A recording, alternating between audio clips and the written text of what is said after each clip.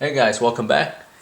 In this video, we're gonna be messing around with the third sensor. We're gonna be placing it in a position that I will describe on this piece of paper right now.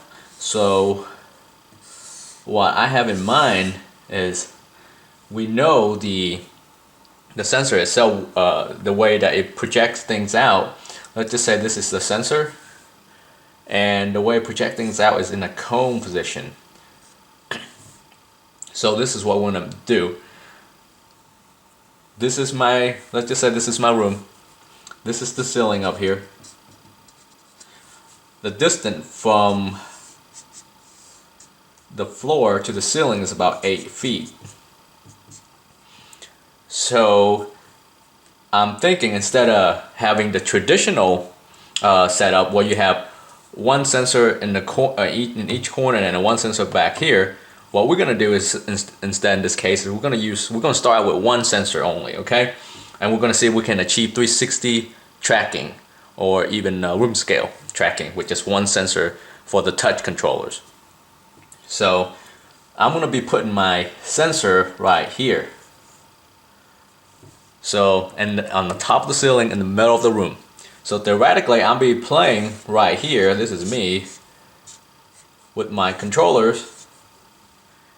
So when this thing projects out as a cone, it should come down like this, along that line. And the projection is actually very wide. So theoretically, it should be able to cover us 360. No matter which way we turn, we should be able to get tracking for our controllers. I don't know how this is going to work out.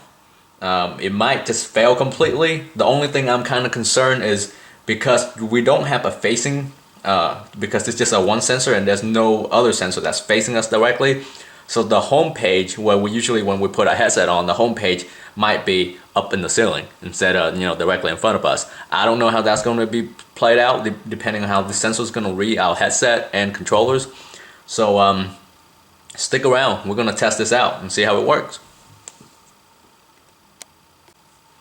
Another thing I want to make note of is that because this is 8 feet ceiling, I am about let's go ahead and draw this down. My height is about 5 feet 6 inches. So I'm about 5 feet 6.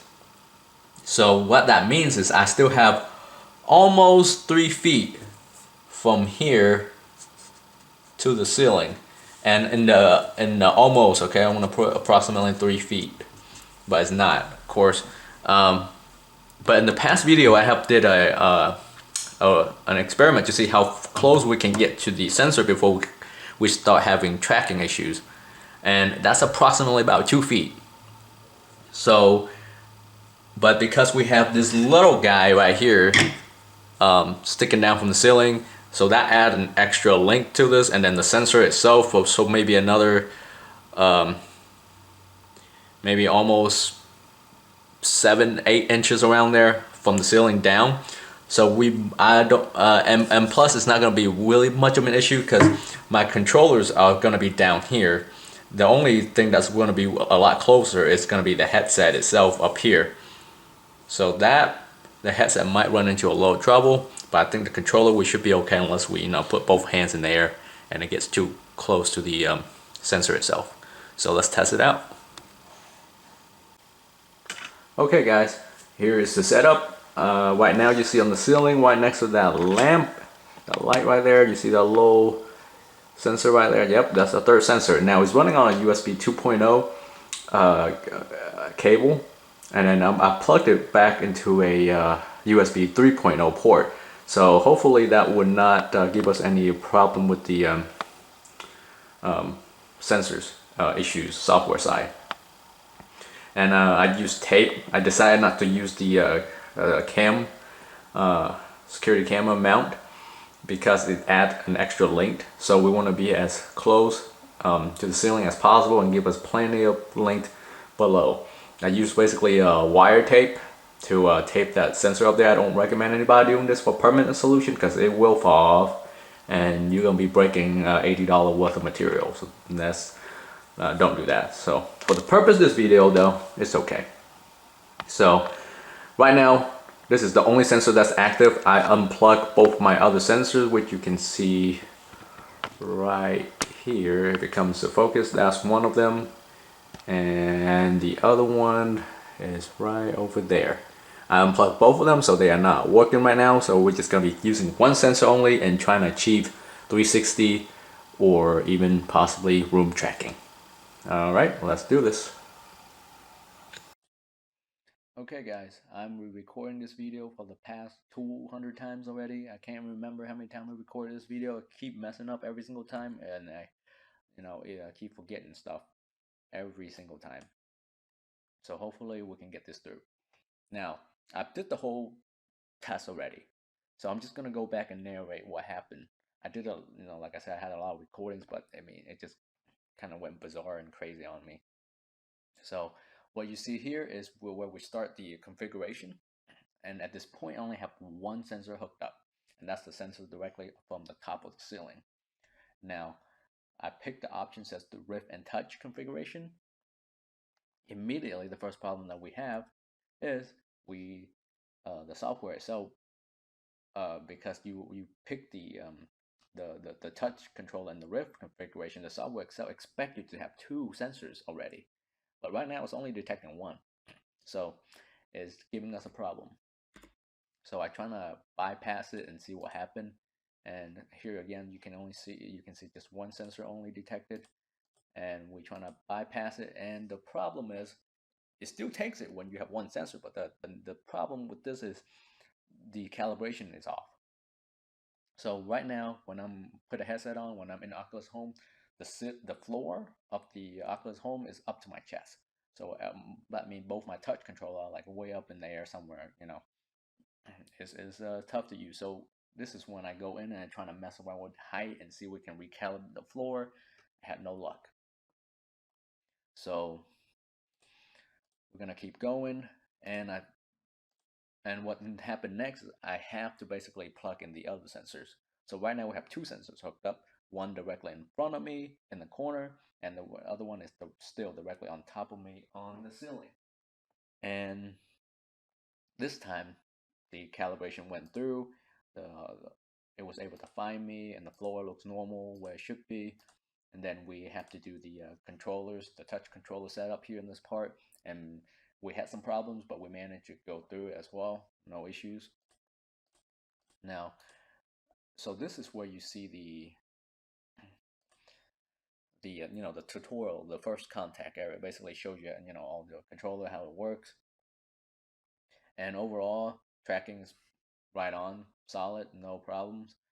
I'm gonna go ahead and skip this part of the video, and this is where the first contact I'm actually playing in here to mess around with the controllers again, see how well it's tracked. And now keep in mind that most of this part is I'm facing away from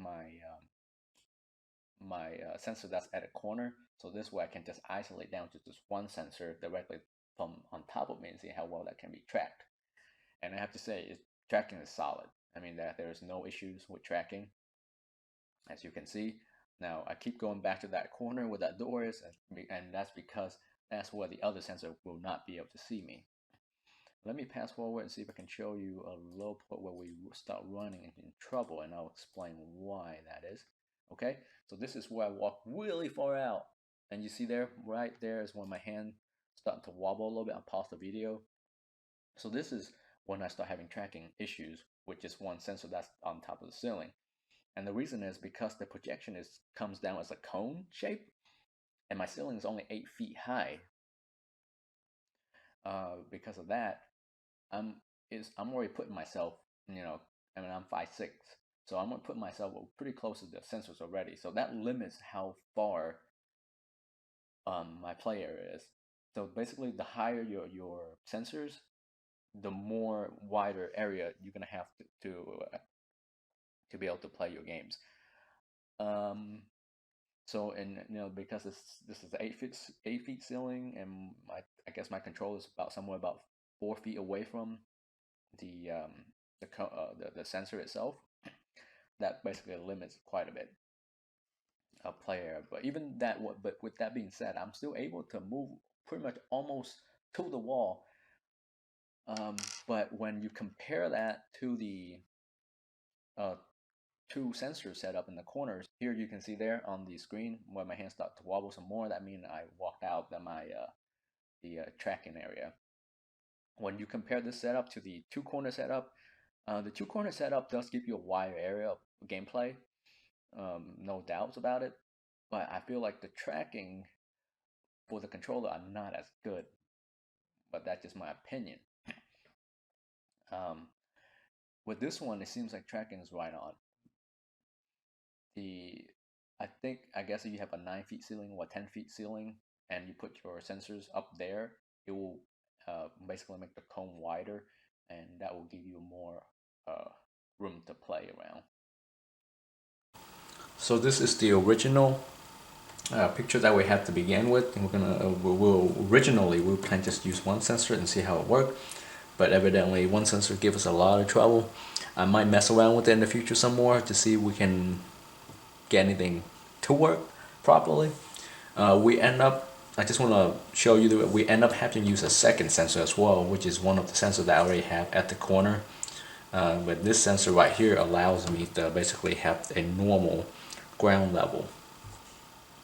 So yeah, I just want to give you guys an update on that, and I might be messing around some more, who knows. But if I find out anything new, I will let you guys know. Other than that, you guys have a wonderful day. See you in the next video.